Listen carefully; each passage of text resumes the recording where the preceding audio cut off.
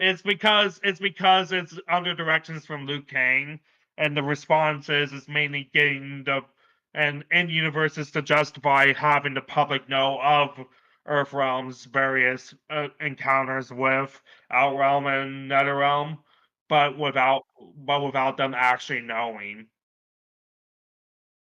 like easing them into the plots going on. Gotcha. Nope. That ain't ever gonna happen. Part 1 Redux! You should name it Part 1 Redux.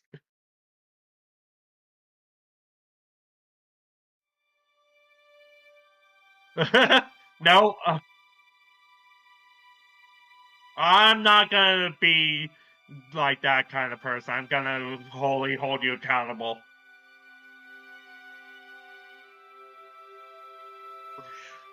That reminds me, there's one thing I feel like you should mention whenever we get to the Fire Emblem 1 video.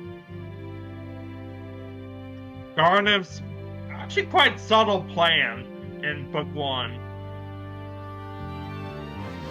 Because, like, his whole plan in that game is a massive put-it-all-together moment. We know he was gonna betray Thor. We know he's able to brainwash people through their insecurities. We know Elise had the staff, and we know he held Falchion. What does that all entail? Oh yeah, he was gonna kill Marv, have Thor take over the world, have Elise resurrect Marv, and then brainwash Marv to use as his bargaining chip, so he could rule the world unopposed. It's very clever and subtle. It's not as in your. I love how subtle the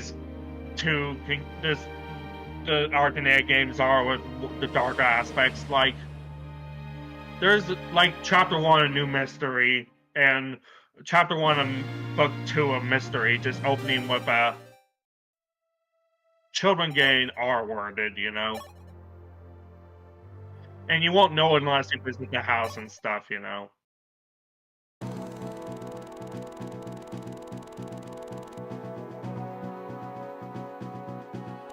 Also, Castor's whole character, because like a lot of the characters in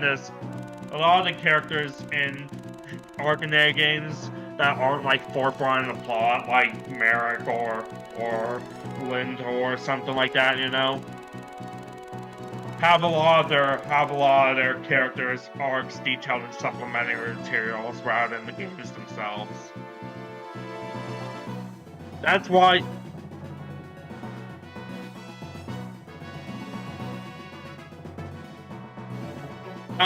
Let's get to that in a bit. I have to mention one more thing, which also is a bit of a, like, that's why you have stuff like Malice and DICE having actual characters compared to the rest of the Arcanea cast, because it came after Frasier and the broadcast satellite game.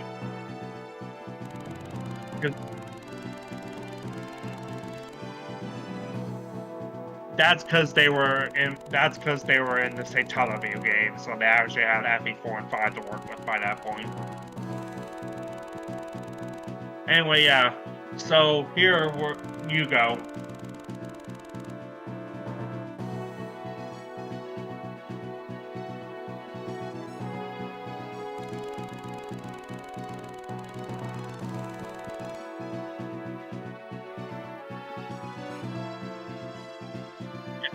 It was 61 years ago, actually.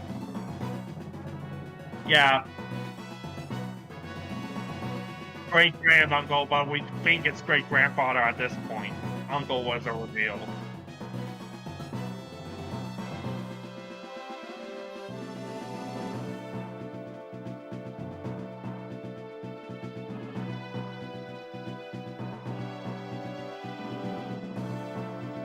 Who also happened to be a peasant.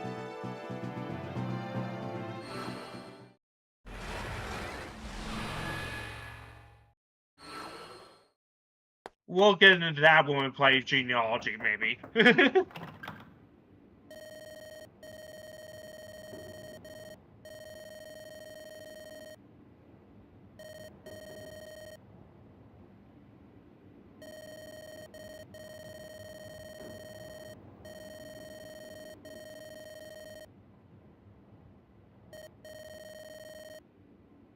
and longtime ally to Altea, where Marv comes from, is just Gra just betrayed him.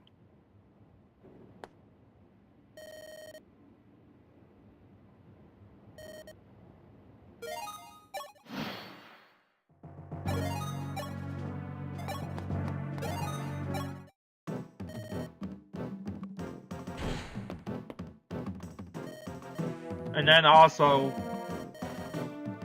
speaking of Gra, I'm still shocked we can't vote Geol and I'm still shocked we can't vote Geol and Choose Your Legends, because, you know, he's really the main villain for the first part of this game. And like he's literally the one, because like of the major villains in this game, he's the one with the most importance in the plot other than Garnet, but we don't fight Garnet until much later, so. Because like he's the driving force for most, Geol's the driving force for bad guys for most of the plot. Because like Michaelis and Camus are later game enemies, for instance. Also, who are you gonna do in Chapter 4? Because Jacob actually is useful if you reclass him.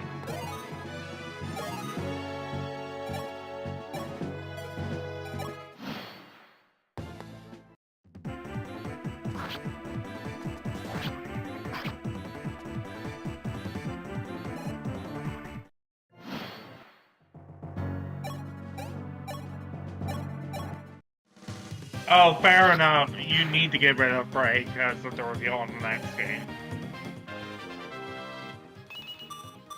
But also, like,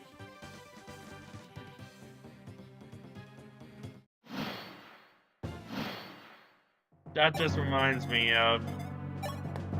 Here's a little fun fact I learned from watching speedruns. You know how this game has blinking portraits? For like boss fights and in the shop. Here's a fun fact, that burns RNs in an RNG manipulated run. It does. They literally have blinking as a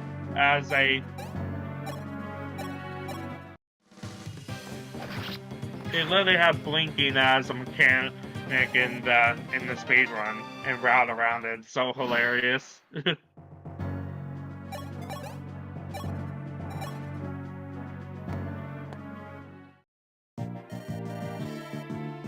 I mean, yeah, because most Fire Emblem runs are either scripted or manipulated. Because, like, the ones that aren't manipulated are still heavily scripted on getting the AI to do what you want, like Path-Radiance.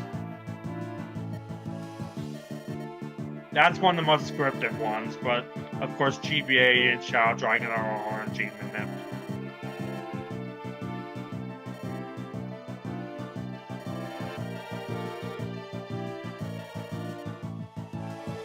We just had a Shadow Dragon run. We just had a Shadow Dragon run at RPG Limit Break this year. The runner literally wrote WARP on poster board in the background, because what you do.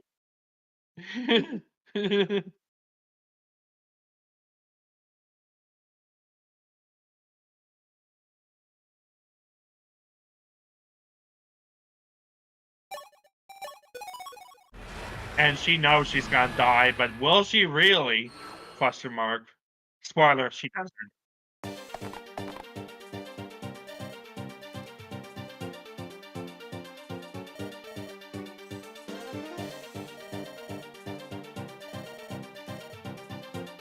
Yeah. Oh god, you did a hard one last time. I can see why that didn't work.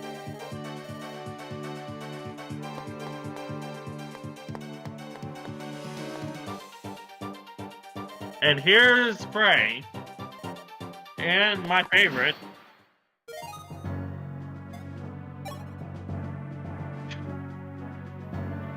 Third Knights of Altea.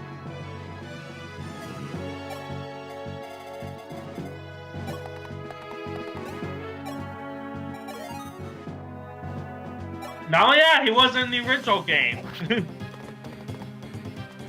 That's why he's the canon sacrifice. That's why he's the canon sacrifice, because they gotta explain how in Chapter 1 through.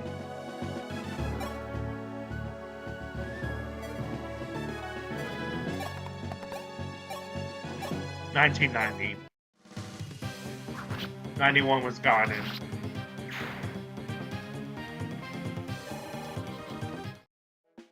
You seen my Abel on Faye? Well, he's known as the Panther, and he suffers from crippling insecurity, but is also no part of the red only, blue only archetype known as the Christmas calves or knights or ninjas or whatever, depending on the game. Basically, since his best friend and partner's name is literally named Cain and his name is Abel, it doesn't take a genius to figure out the reference there.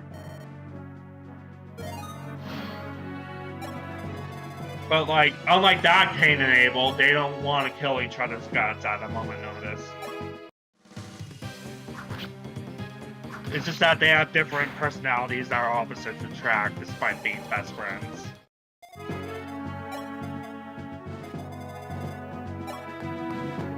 What do you mean divorced? He's not divorced. It's just that S lost her. S abandoned him, and then he went searching for her, and then both end up losing to the pages of history, which is the worst fate you can have in a Fire Emblem ending. Because if you're lost to the sands of time, that just means you're dead and never showed up again.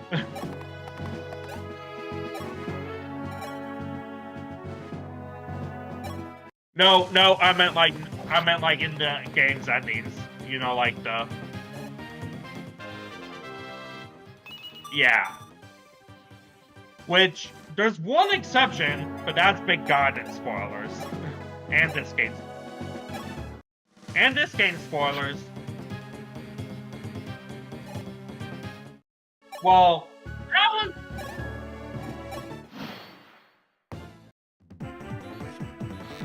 I wouldn't say mystery as much, because, like, per his own words, that man is dead.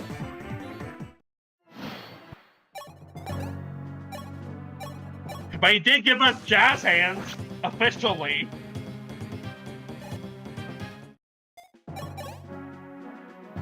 I mean, wait, that just reminds me, you gotta show us FE1 art, and more specifically the one everyone knows. Pants! We need our lack of pants!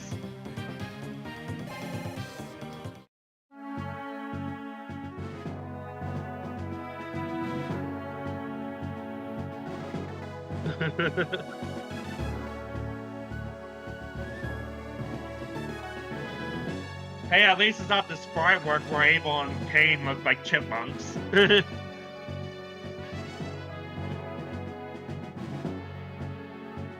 Say that at least had the 80s anime vibe.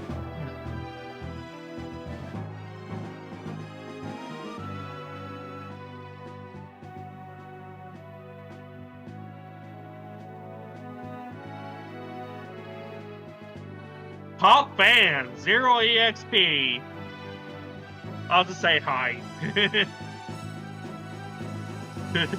Now I'm the top fan, woo! By default.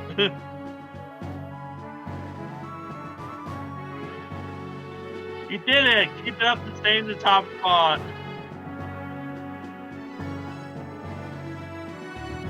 Yeah. I was thinking you could just add a picture of Pansis mark off to the side.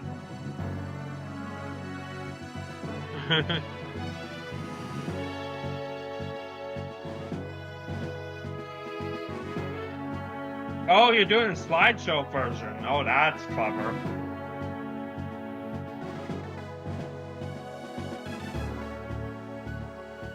Gotcha. But yeah, like... And then when we get the mystery, you can add all those curse number words, or FE4 for those curse number words. Everything's black, mate.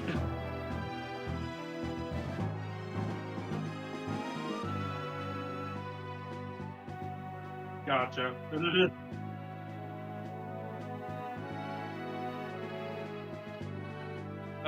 I'm not seeing. Oh, now I'm seeing it. Yes, I'm seeing it now. Delay was real. Oh, it's only showing Marv. Oh, there we go. Chipmunk Able. Chipmunk Able. Yeah. Why are you gonna have more characters as we're introduced to them?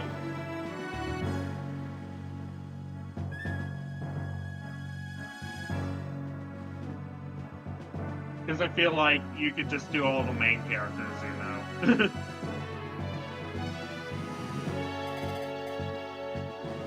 Gotcha. You could just do like all the main characters as we're introduced to them.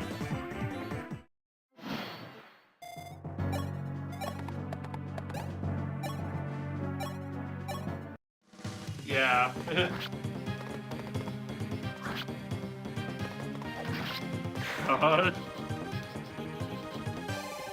And then when we get to genealogy, we'll have all those cursed artworks.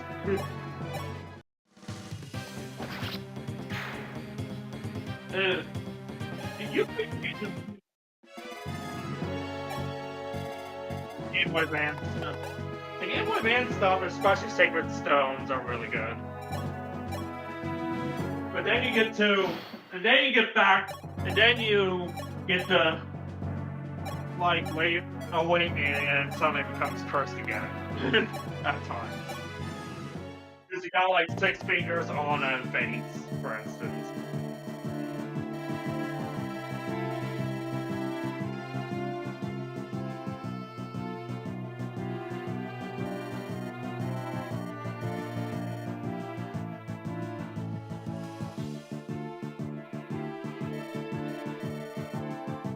It's the start of an archetype, too. Not just like the Christmas cards.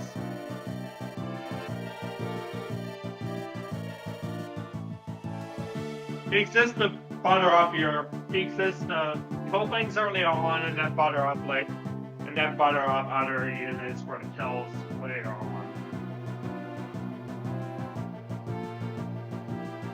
And there's Kane.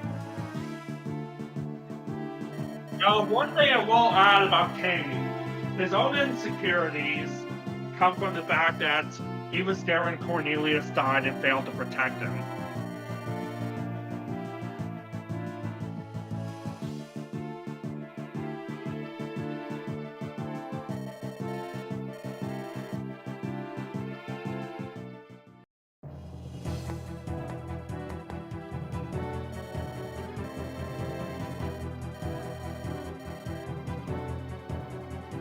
I don't know their grubs too well.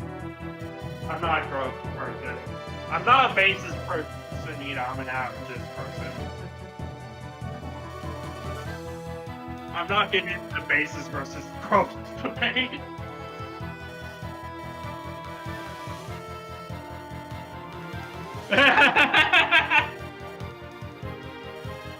Have you seen the FA3 retranslation where they gave Maladeus a brown font?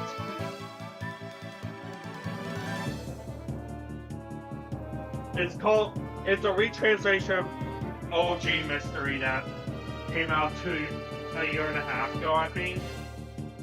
But like it's basically they discovered the existence of a colored font not used anywhere in the game and gave it to Maladeus whenever he's mentioned. Just because he never shows up often. So like they did it for the bit, you know. That translation also brings up the modern standards, and there is a single story rewrite, but they're very clear about where it is and why they did it. So it's not entirely faithful, but they acknowledge the one time it is and then why they did it, all that, you know. I can send you that for your universe link for the retranslation. But like the Because, like, basically, it's regarding the desert map in book 2. Because, like, basically, for those who don't know, in book, Marv stays behind and led his troops. Marv stays behind to let his troops regather in one point in book 2's plot. And then the very next chapter, he goes along with Jagen's plan to just haul ass and not look back at his troops. Which, that's where the story rewrite comes in, you know?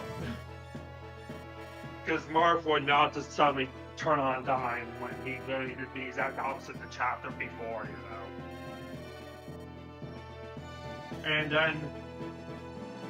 And then they also allowed him to insert a text where Marv suggests a safer option for that map's gimmick. Because, like, if you follow Jagen's advice, you're gonna miss out on one of the Star Sphere shards, which you obviously need for best ending there, so.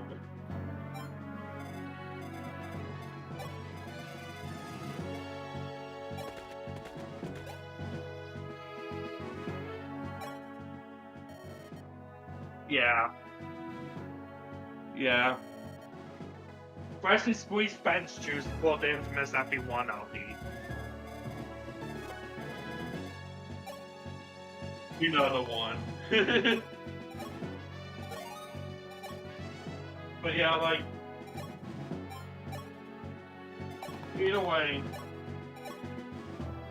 Oh yeah, there is a TMS. Remember how the TMS Switch version gave all the TMS characters outfits designed off other Atlas games like Devil Survivor 2 or Persona 5?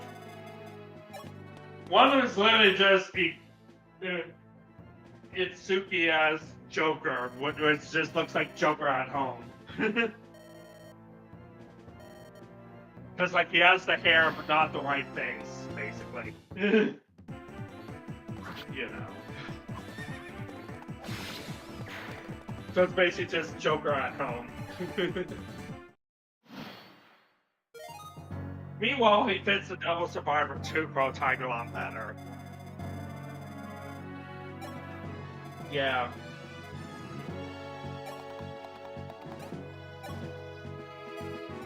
What a weird spin-off. It would have probably been better received if they didn't advertise as an SMT crossover first. Especially with that teaser, like having all the prototypes from both series, you know.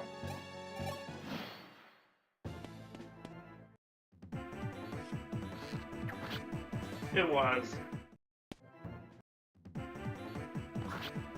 It's closer to Persona than it was SMT anyways.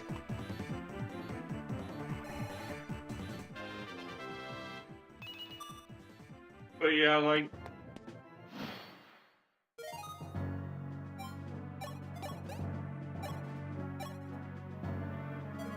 Oh. Good thing you played on easy. It'll be... I've never actually beaten this game, despite my love for it, because permadeath turns me off, and I've always lost someone. Not as much as I used to. Like, I think my most recent attempt I only lost really. I believe it was 1 to White Wings, which is still a big loss, mind you, but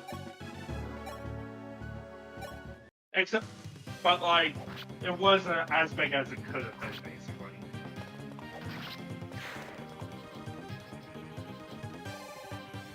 Why Dolph? He's not FE1 Dolph with that fucking artwork. I mean, right. You know the sprite. If there's anyone I'd let die, it'd be Roger.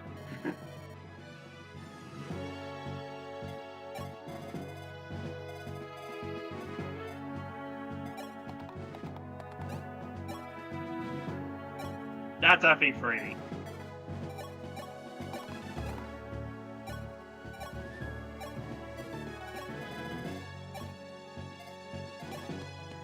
This moment is a joke for a reason, though. There's actually a one of the shitpost ROM hack code in the Burger King map is actually the top tier in the game's community. It's because of his PRF, what the game that he describes as, for those that feel they are struggling and need a PRF. It's a shitpost hack, what do you expect? Also, the map you recruited is literally named Moment. And it plays around remix of Abeyance from FE3. So yeah, it was just funny, yeah. Not only that, but the chapter right before you get a Kaga elitist based off one of the replacement kids from FE4. Namely Charlo.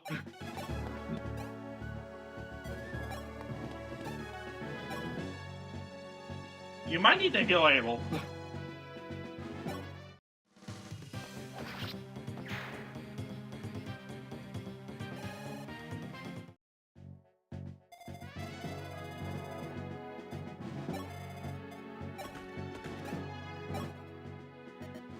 If you kill this guy, that is. 100% hit, you kill him. Yeah, fine. But yeah, like... Either way, Charlo literally joins you with the Reese coffee pasta, for instance.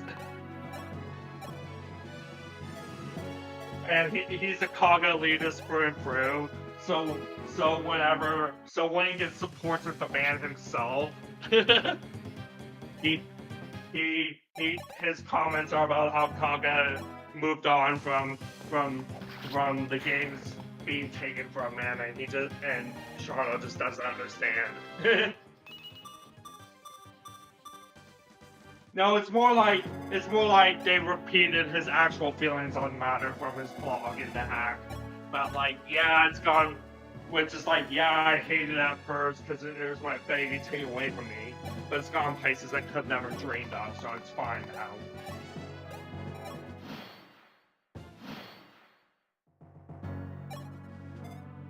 But then immediately Charles says, "No, I don't understand. Fuck Mida." They also had another support with Charlo has is with Big Chungus. Yes, you heard that right. And it was this Kaga didn't make you, therefore you don't exist. It's so stupid. Again, he's meant to be Kaga elitist, that's a joke.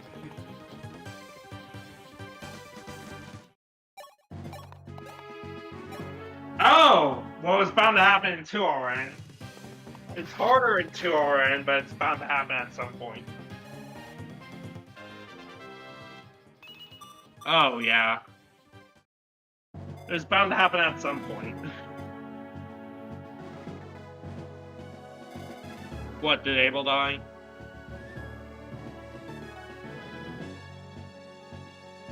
Oh, you put him in range. Oh, yeah. That's kind of scary.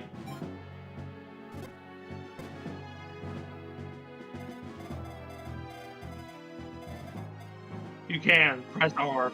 Press R. Press R.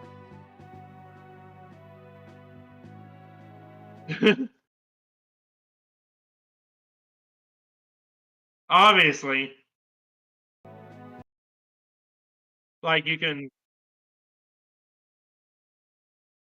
It should be R, or at least you can press... I know you can mark them, because this is the first game that allowed you to mark enemies on top of the standard danger zone. However, they didn't change the coloring until FE13, which was even nicer. Because, like, in older games, because, like, Kelly has had the ability to mark enemies you wanted, this game added the full-on danger zone, and then Awakening adds the ability to mark and full-on danger zone separately. Yeah.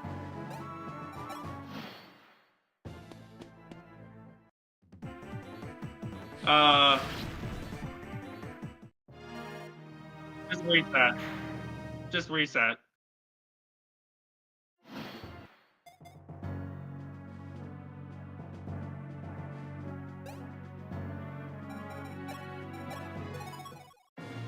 Or you could RNG Manip.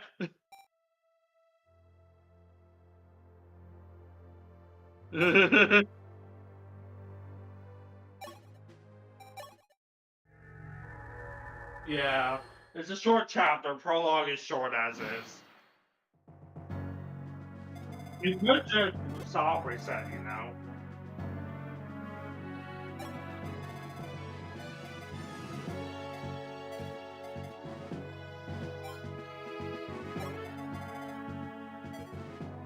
Oops.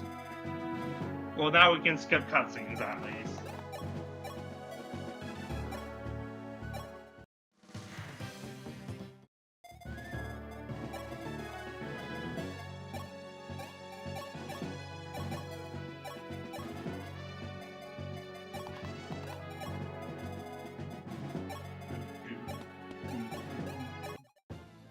You can still use spray for this chapter, so I'd recommend using them for this chapter. It's like using Orson in FE8 for the one chapter. Kind of. Yeah, and make sure you offload them right at the end. Like, you can still use them as like a meat shield or buttering up machine.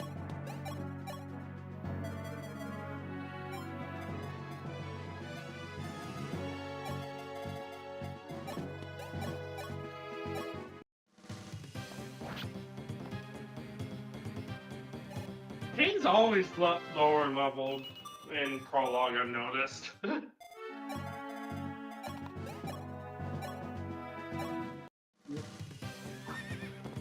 Well, half after, yeah.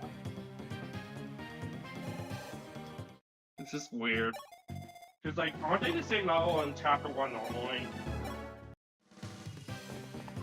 Yeah.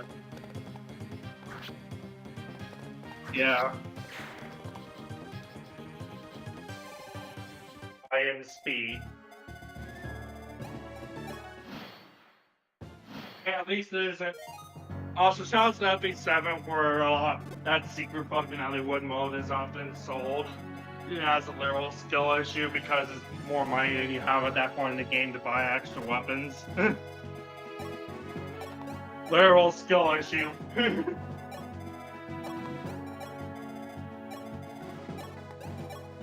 The secret shops in this game feel like an afterthought of how late in the game they come.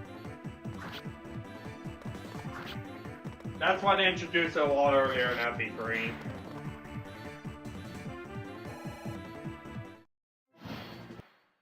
I know this because...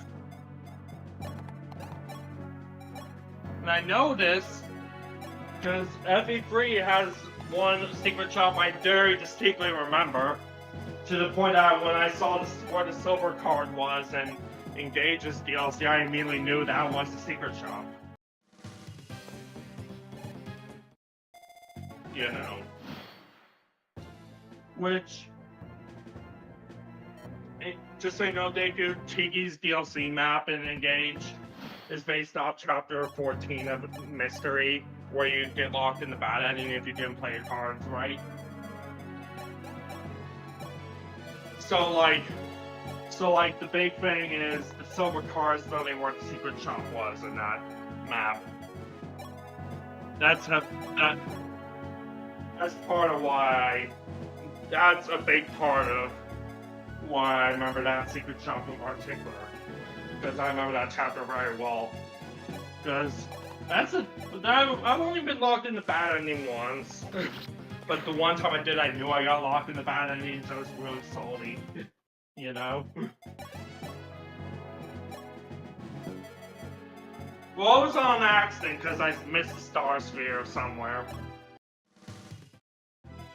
and I don't remember where, but it was like my third playthrough of the game, so I was really salty, and that's why I remember that chapter very well. It's like, because like you get locked in the bad ending if you don't reforce the Star Spear or can talk to Tiki.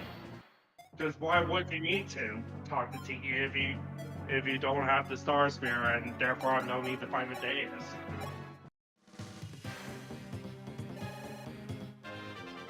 Like, it's a very clear sign you're locked in the bad ending, and that just made me salty.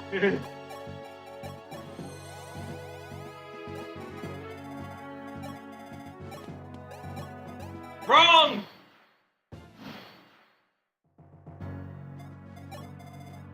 Well, I gotta be realistic.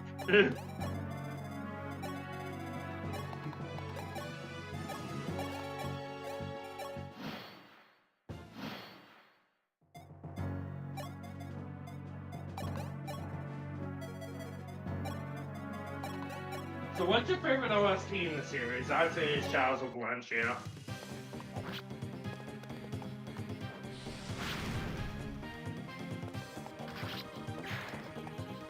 For me, it's...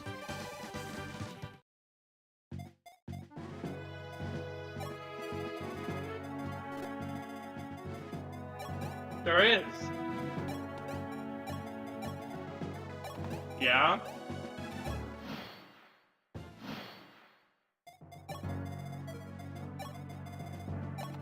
No.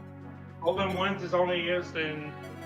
Golden Winds is only used in Apex of the World for final boss fiends, and that's literally it. Oh.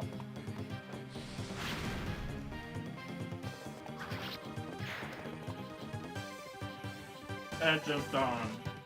I mean, Season of War or Seasons of Warfare. Seasons of Warfare and Lady of Helzberg is what I think of. But yeah, like that's not as overused in the game's OST as Lost and Falls All Alone was, or how even Heritage of Arcadia and Echoes. And so is Seasons of Warfare. Your point? I actually disagree on that one. It's less distracting because they use different verses every time they use it in medleys and Shadows of Valencia. But like they don't use Seasons of Warfare in every song like they did Lost and Falls, Hold On, or Heritage of Arcadia, or even Emblem Engage.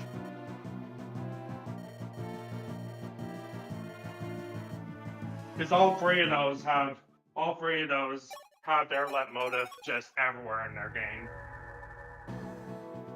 Hell, Sacred Stones' leitmotif is everywhere in that game too.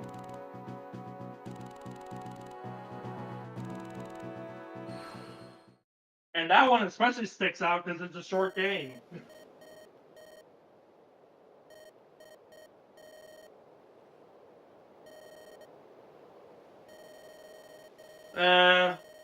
Depends on how you want to define it.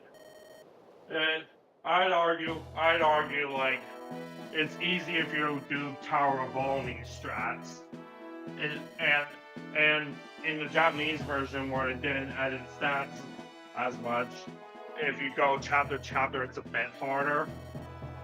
I'd argue Path of Radiance is easier in some aspects.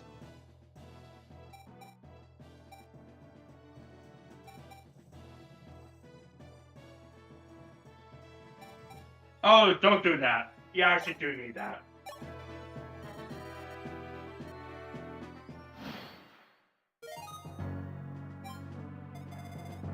You do need... Well, not really. Because this game, they're more useful than New Mystery. Because New Mystery, you just have to fire unlimited feeds. But here, you don't get your feeds until much later in the game.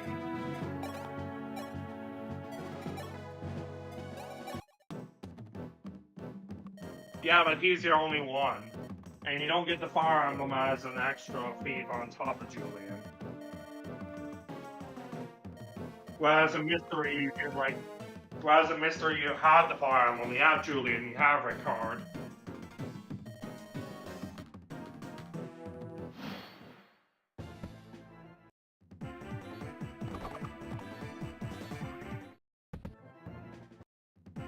Well, you can say later because it's a remake.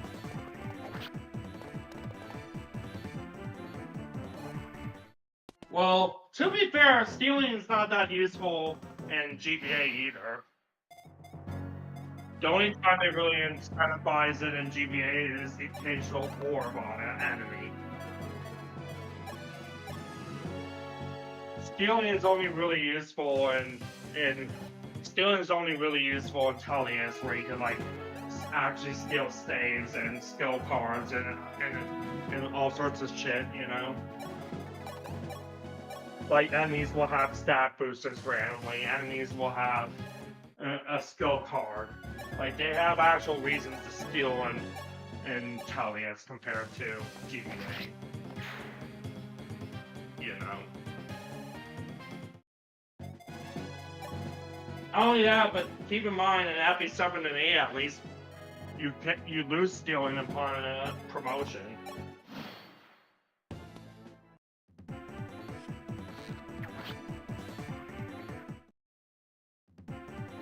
Well, depends on which person you want to use it on, because there are some you should use it on, namely the goal.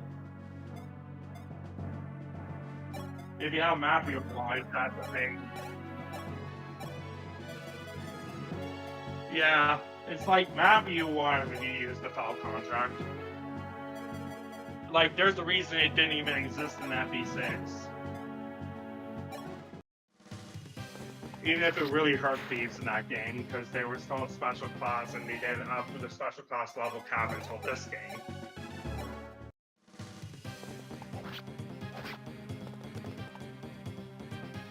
Because it turns out being unable to promote or having level cap increase because you're unable to promote is a bad thing.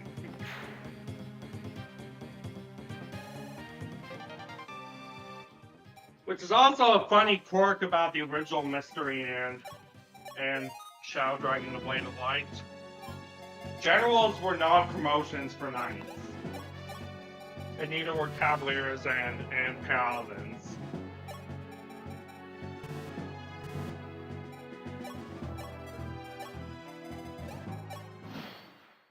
Yes.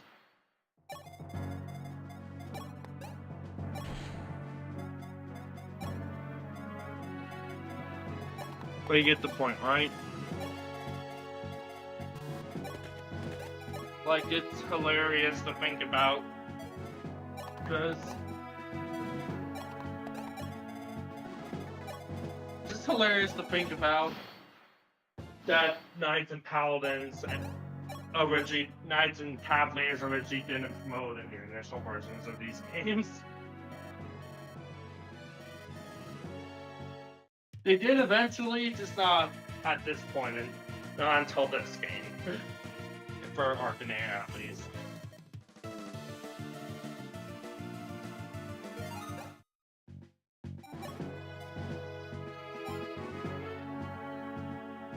He also becomes a badass in the sequel, relatively speaking, because he's still an archer.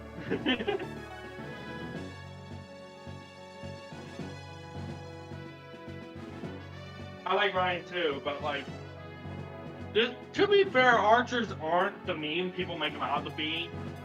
Because like, archers do have their merit in some games, mainly FE10, this game, and guiding again in free houses, especially for Duck. Like, guiding again in free houses, archers are a huge merit to your army. But there are some games that are still better than people make them out to be. It's that because everyone knows GBA archers are bad.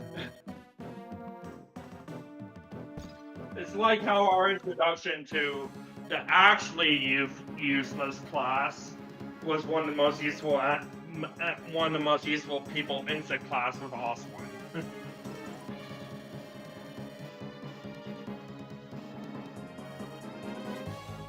That's what I'm saying, like, Knights are generally frowned upon, but Oswin is part of why people initially thought Knights were good was because of also running Gate Tree being our introductions. And like those are two of the only useful Knights in the series, so.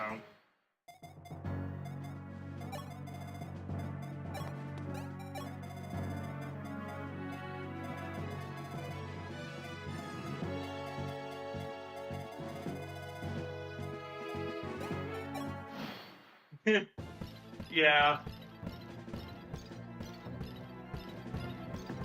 Permanently. And you can't resurrect them later for reasons that are revealed in the sequel.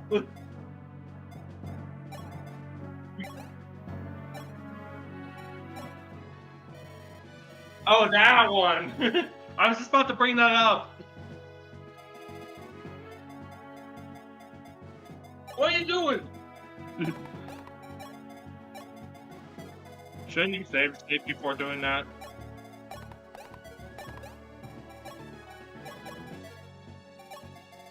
Get back here!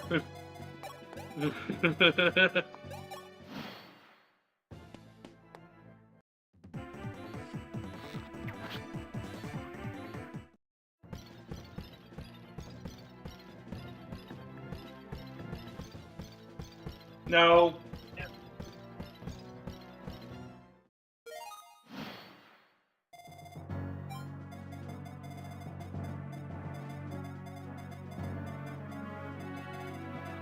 Or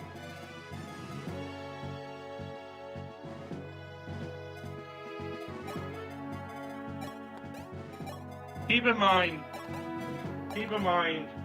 that they have unique dialogue for sending everyone here.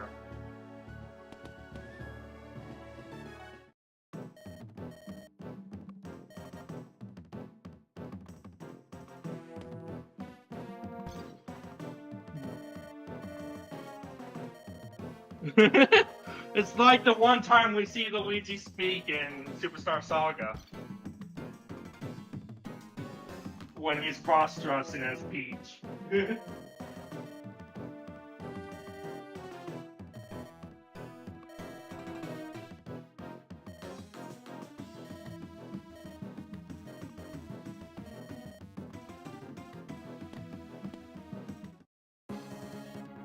He would probably. He might survive.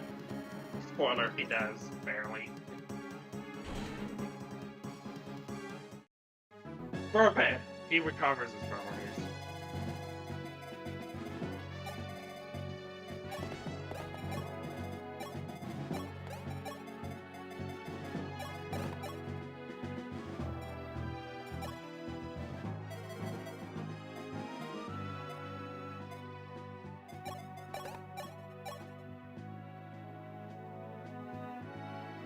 Probably should have.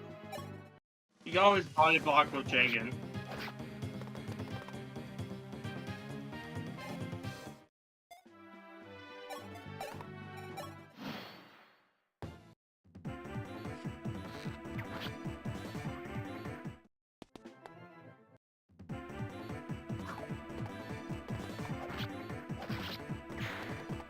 That was really sports and mystery, but it's not in this game.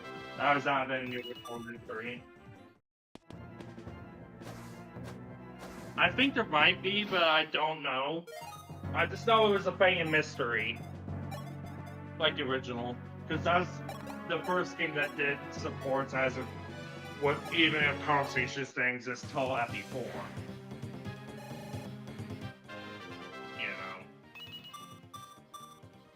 Because like it was basically benefiting you for pairing up characters that knew each other and more. You know. Paying attention to the lore and get these benefits.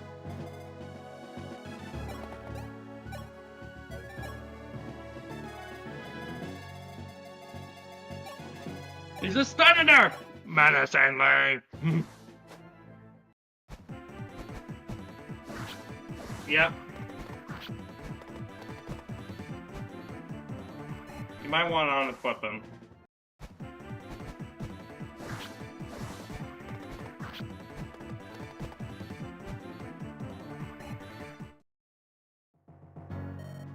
Uh-oh.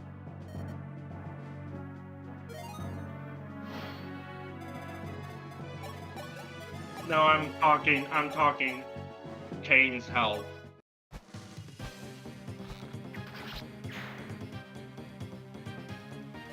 But yeah, particular note is that this is a game you can actually unequip enemies. I mean, not enemies, character players on, unlike GBA where you're always auto-equipped. Hey, at least the funny moments with ECG and FP7 and 8 where you can rig what item they drop is.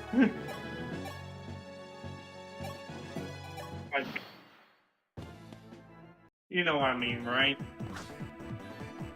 Because ECG allows you to change the order of the items, and what they drop is hard-coded, so in terms of item order. So like, say you swap whatever you want is from. So if you just ECG on FP7 or 8, you can change the item they drop from that red orb or whatever junk you don't want to something precious like a silver or lance or something. Yeah. ECG is a funny glitch. It's surprising it didn't work with FP6, but the other two GBA games. It's so funny that it was patched in the game that it started the engine rather than the later games, though. Especially since FP6 had other glitches, like there was no true 100% hit rate. And over-guaranteed crit. Over-guaranteed crit as well. That's what I'm saying, over-guaranteed crit.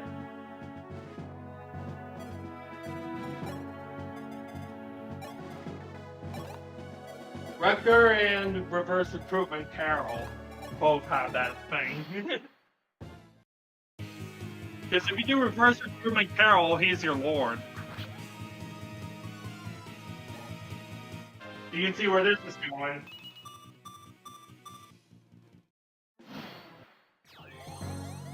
He starts out weaker than Roy, so that's to balance it a slight bit.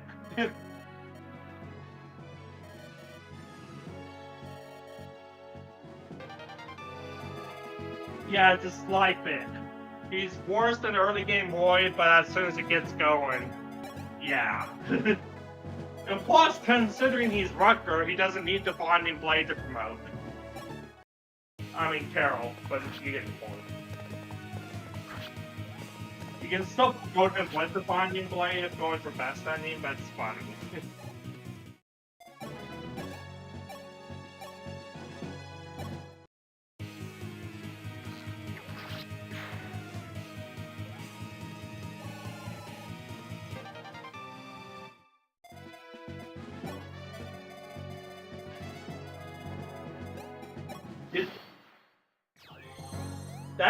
I never knew that. That's the same. Here's a fun fact: Norde's childhood friends are like one of the main characters of the next game too. That one I only found out via Heroes, so that means that's the village where Chris grew up in as well.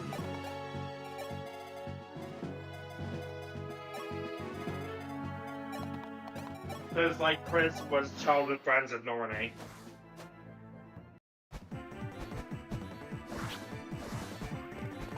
Or Heroes, for that matter.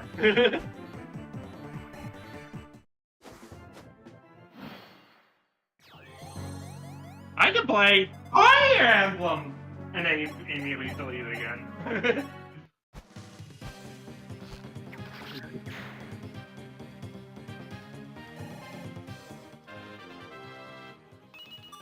Yeah. I just love it, Sharina, yo. I literally have that joke ruin my server for it, remember?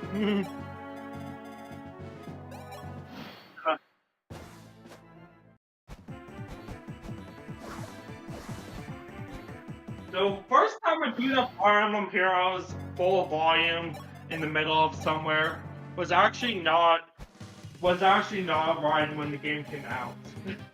It was 6 years into the lifespan. We were on book 7. I was like, I dodged this curse for so long, and I finally forget. Clary mocked me for that. Like, good job, was her response.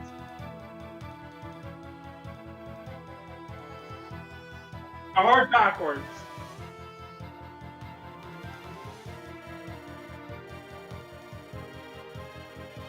Goga, if you prefer fan translation.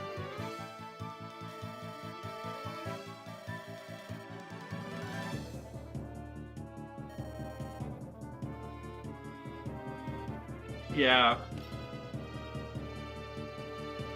Now, if we're playing on Pop legitimate cards, if we're on our totally legitimate card, normally we wouldn't be able to get Norn unless someone died in this chapter that wasn't the sacrifice.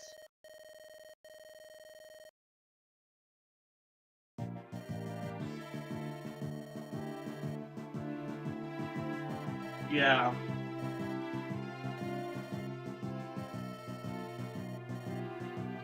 Or you're just reckless and killed someone aside from the decoy somehow.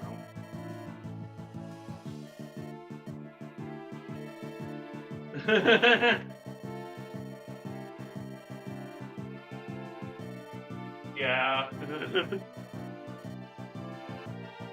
But yeah, like.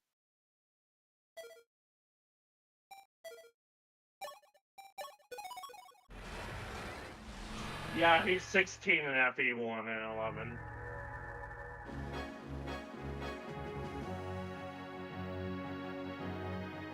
Yeah.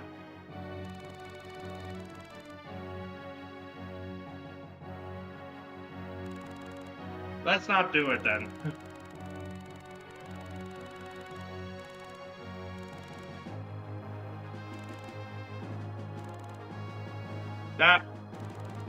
I thought that was an FE12 thing. In any case, we can switch Knuckles Chaotix now for the last 20 minutes.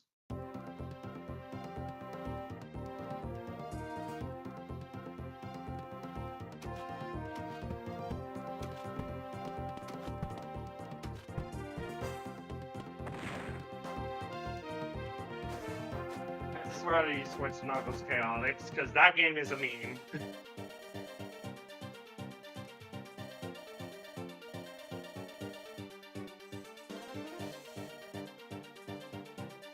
The original Manizer.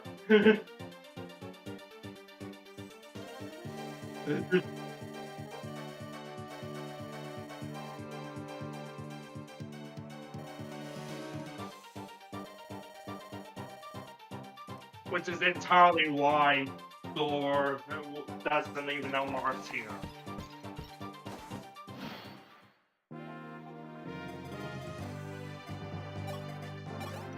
Except Beaches, but this isn't the modern day. No one cares about those in this era.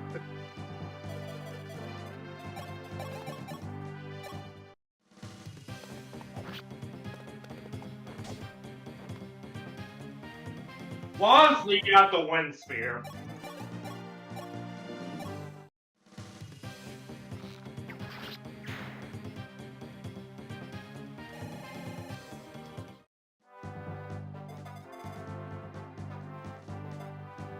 Oh yeah, are you gonna do the funny exploit to get Nagi anti-key in the same team?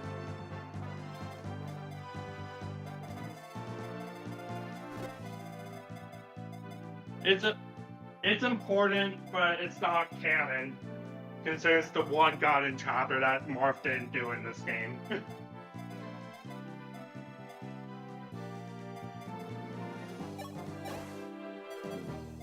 Because like the next game confirms it as such.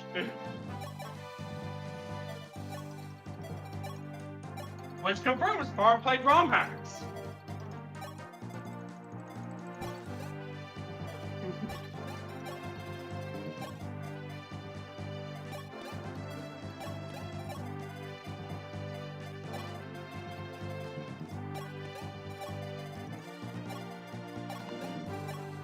So Astrum,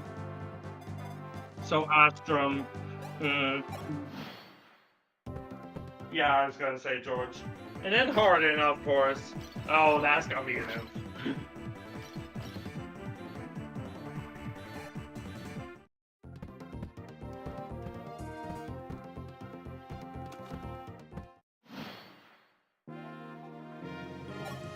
Yeah, like,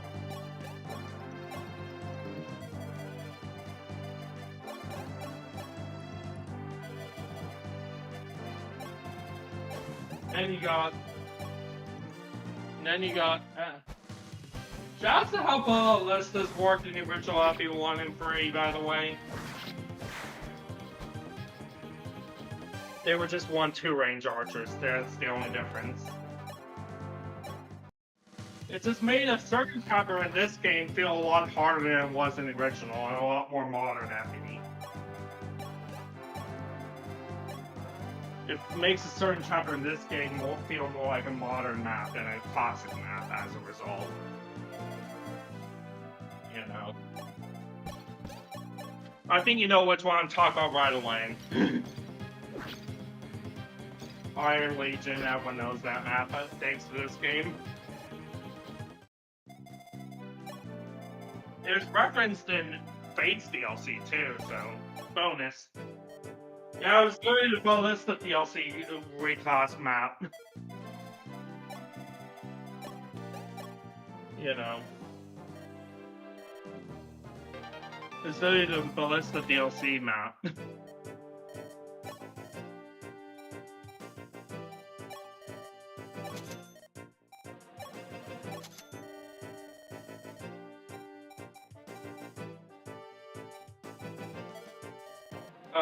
You get your axes at the end. It's not like FE12, OG FE3 or somewhere where in fact 2 axes are your bullions or orbs. Whatever you want to call them, depending on the game, you know. But axes were literally the vendor trash in FE3 Book 2 because you get no axe users in that game. It was definitely twice, but the weapon triangle didn't exist yet, so it made more sense. That's why this game had to add axes to so many.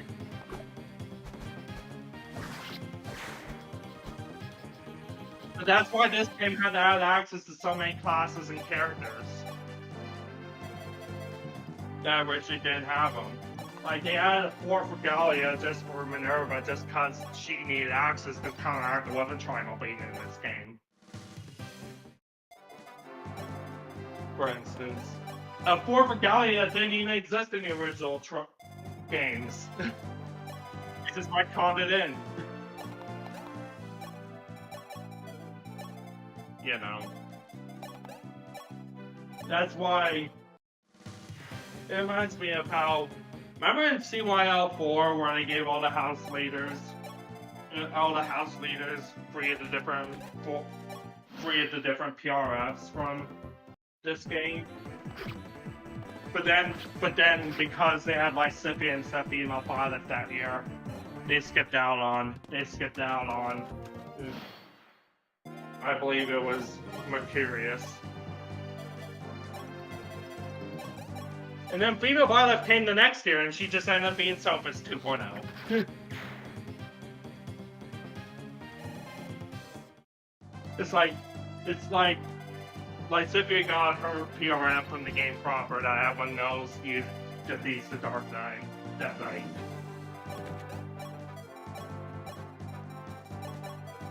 Yeah. Which is also why she's one of the only characters in that whole game to use their meme line from their home game. Because she says, let's make this quick, you know. But, like, compared to Fernand Von Ayer not saying his name every 5 seconds, she got a lot. Yeah. Meanwhile, Dorcas references his meme, thankfully. He is, but only as a Halloween ult.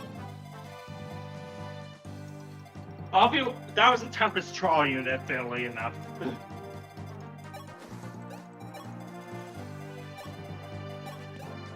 I'll be more joking that he would just be added to the free 4-star banner, some banner without even telling us. He probably would tell us for people.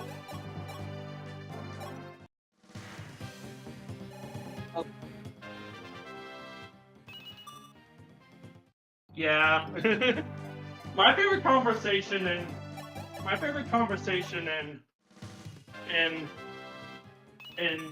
here, one of my favorite memes that they reference in Heroes though, aside from of course the obvious like the race copy pasta being referenced, because they always gotta do that. But of course, the mere fact that Dorcas's whole existence owed to the infamous FB7 commercial. He really meant to run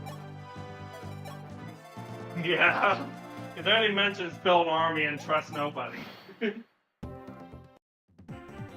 And his special quotes, as well as Muddin in one of his special quotes. What up with the Dorcas? Meanwhile, more recently I saw someone on, when they had calling circles to Aether raids, someone immediately took the obvious and put a house next to a calling circle that was meant to summon the Black Knight. God, that's a jump scare and a half.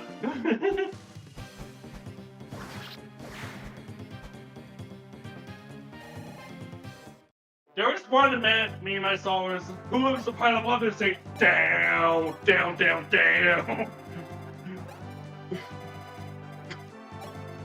Like he immediately cuts the Black Knight in SpongeBob's house. I love that.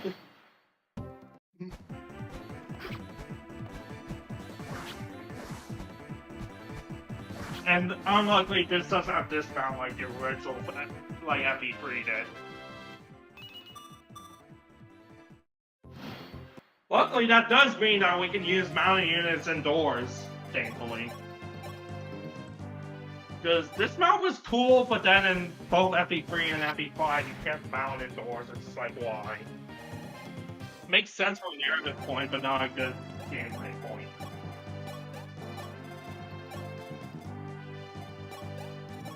Yeah, that's part of my issue with franchise game.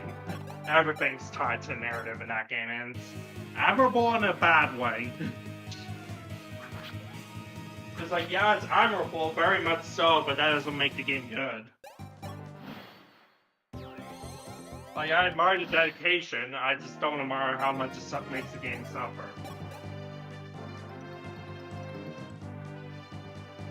Oh, you're just gonna do the classic 2-range cheese.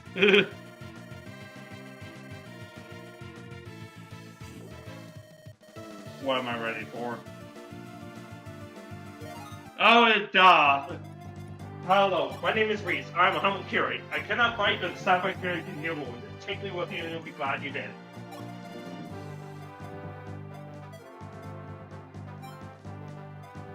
I had a former friend who actually did a Reese, solo Reese playthrough where he did Tab Reese and the Swordmaster Reese, and Reese killed Medeus. He used Levin's sword named Yeast because leavening. It was a bad pun.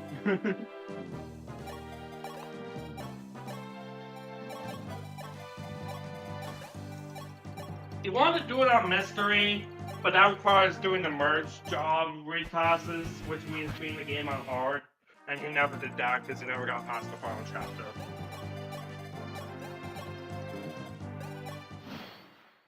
But yeah, it was funny.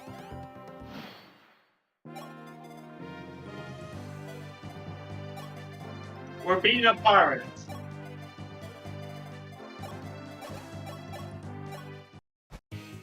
That's really it. Not much to go on, but gives us Kazak.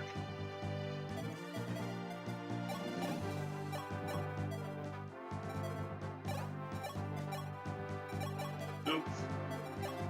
In any case, fun fact about Fun fact about that guy, he's the first enemy tech-based archetype in this series. Because, like, Zach is the first archetype that's enemy exclusive, in this case, starter villain, basically. Is what better than a starter villain than someone who just plunders for that booty?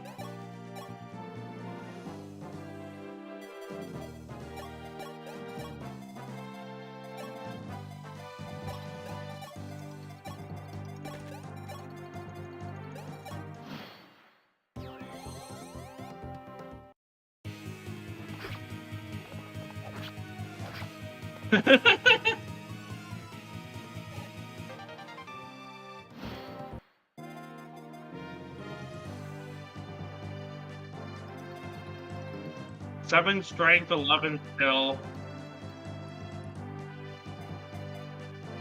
So more skill and speed.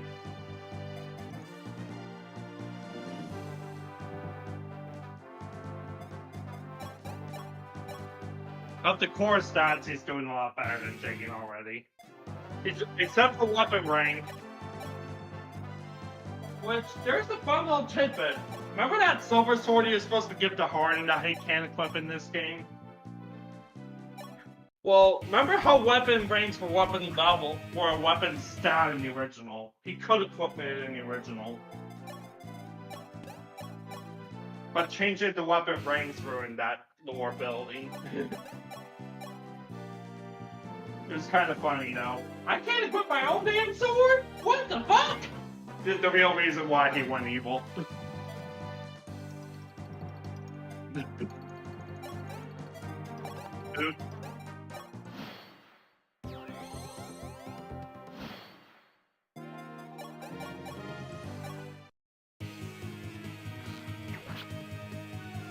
Yeah. You could just move Ava out of the way, yeah.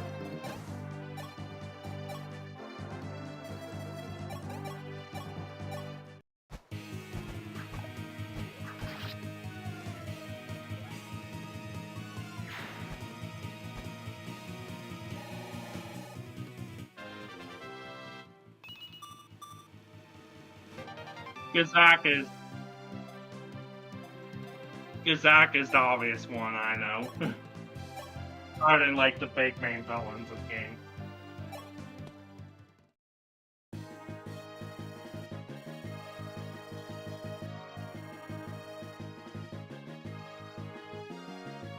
Still sad we don't have FB6, FB7 archery in Heroes, though. At this point, archery about the porn stash is cursed. Just because of how he was a launch unit. He was a launch unit after all.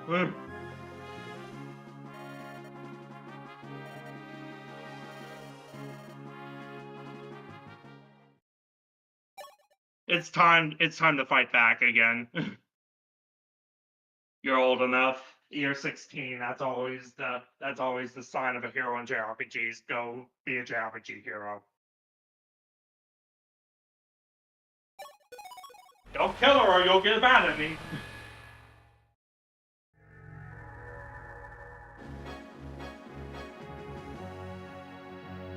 Yeah. See ya.